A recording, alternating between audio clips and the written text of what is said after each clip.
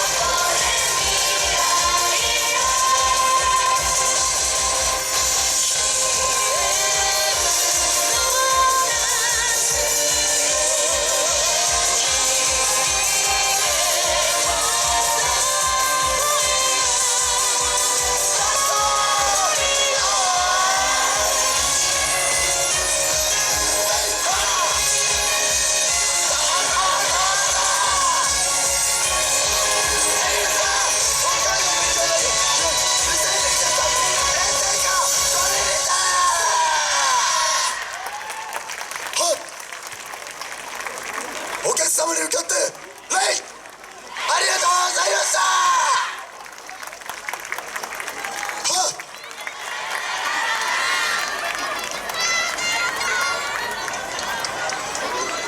北海道文教大学飛燕の皆さん、どうもありがとうございました。